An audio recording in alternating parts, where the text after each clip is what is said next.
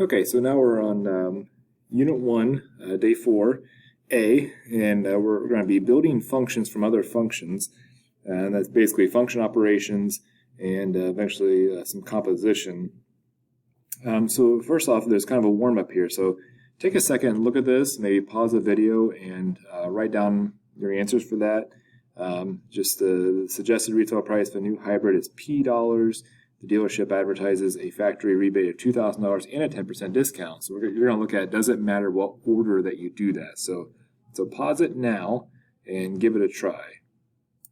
So you probably realize, now that you've done it, you probably realize that it does matter the order. So in the first one, we took 10% off first, so times 0.9, then we subtracted the $2,000 rebate. On the second one, we subtracted the $2,000 rebate first, then we took 10% off. So on this one, and try to think, why is this one cheaper? Well, you took 90% of that 2,000 already up here.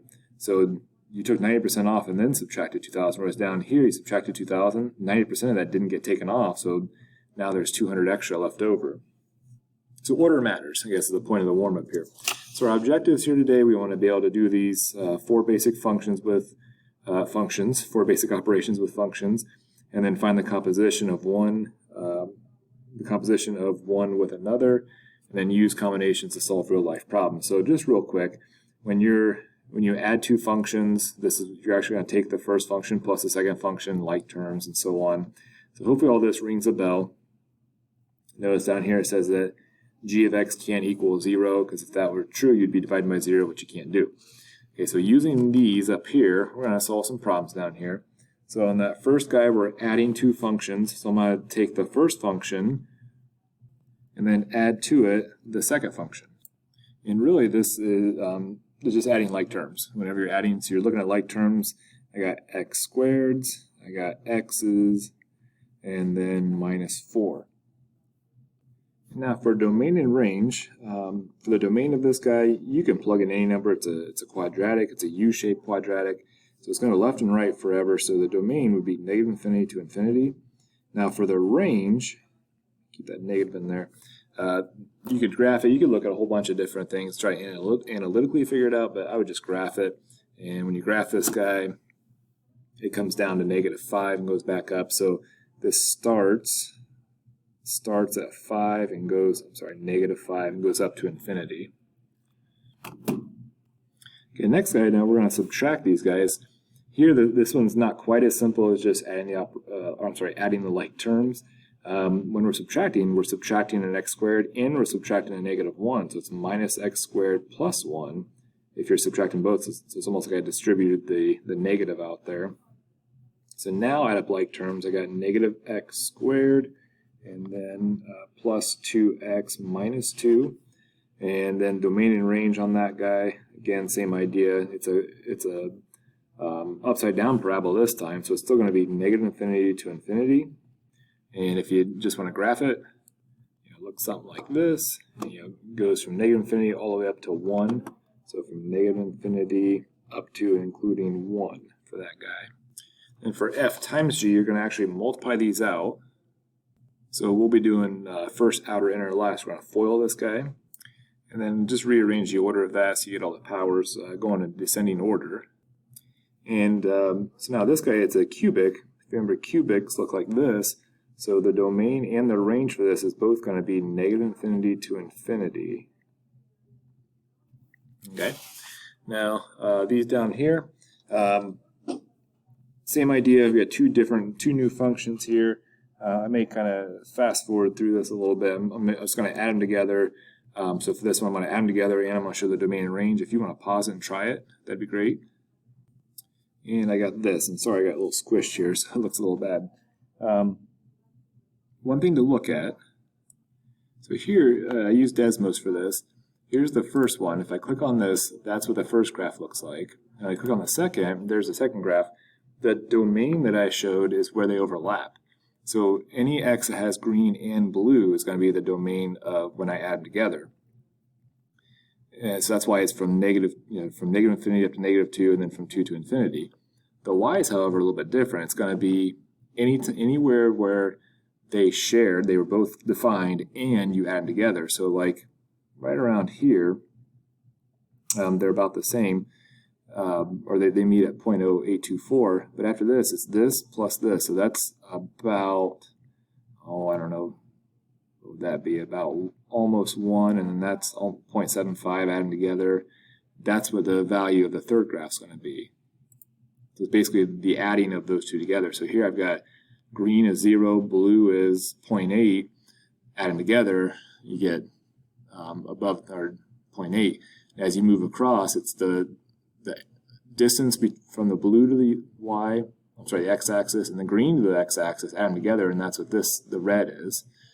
Okay, so basically you're going to be adding from here, from 4 on out, about a half, because this blue is worth a half to the green. So green plus a half, green plus a half, green plus a half, and that's how you get the range. So domain is where they overlap. The new domain is where the old domains overlap.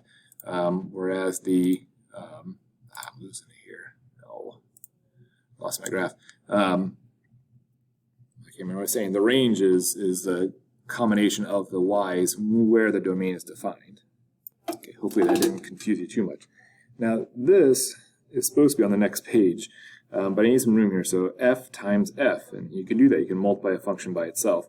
We want to be very careful with this. When I take radical x squared minus 4 times itself, that's like squaring it. Okay, now if I simplify this, I'll just get x squared minus 4, which the domain to that is everything. But if I don't simplify it, this has restrictions on the domain.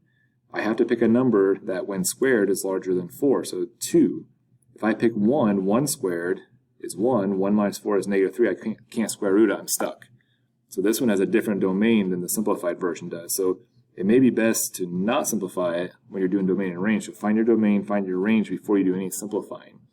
Okay, so for this one, the domain is going to have to be negative infinity up to negative 2 and 2 to infinity. Okay, you know, if I simplify it, it's everything.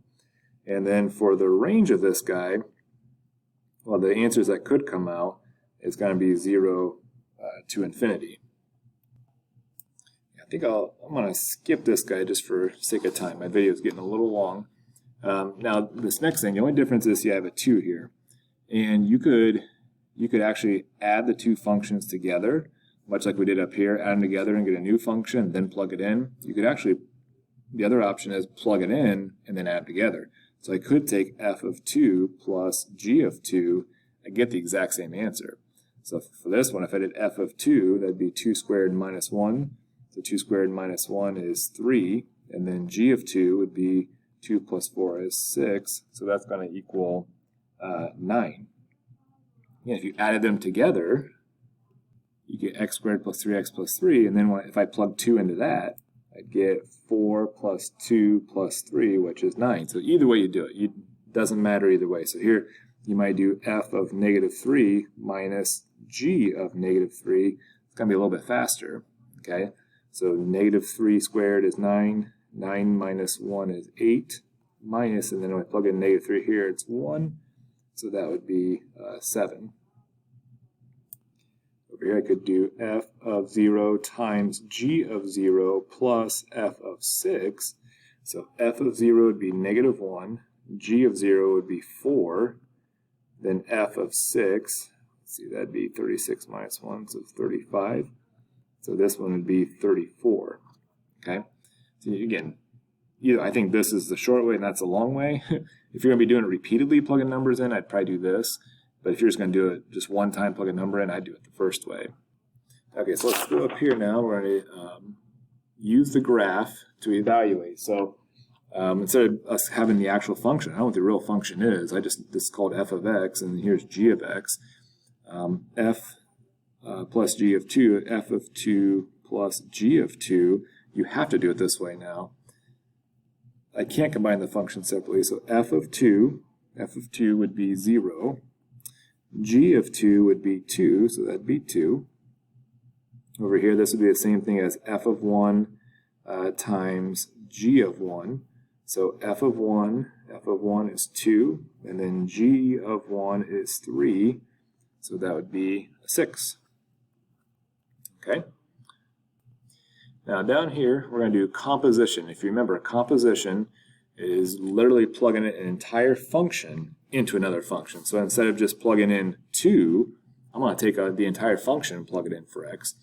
Okay, so for down here, if f of x was x squared and g of x, circle like this, was x plus 1, then f of g of x is take g of x is x plus 1, plug that into f of x. Well, f of x says take anything and square it. So what am I squaring? X plus 1 is what I'm squaring. Okay, so composition means take the entire function and plug it in. So here's some examples. We've got f of x, g of x, h, m of x. This is compose f with g, or f composed with g. Sometimes it's just said f of g of x. So f of g of x. So f of g of x. That's almost the easier way for me to write it. So this says take g of x, which is 4 minus x squared, plug it into f. Well, f says take something plus 2. Your input is add 2 to it. So what I'm going to add 2 to 4 minus x squared.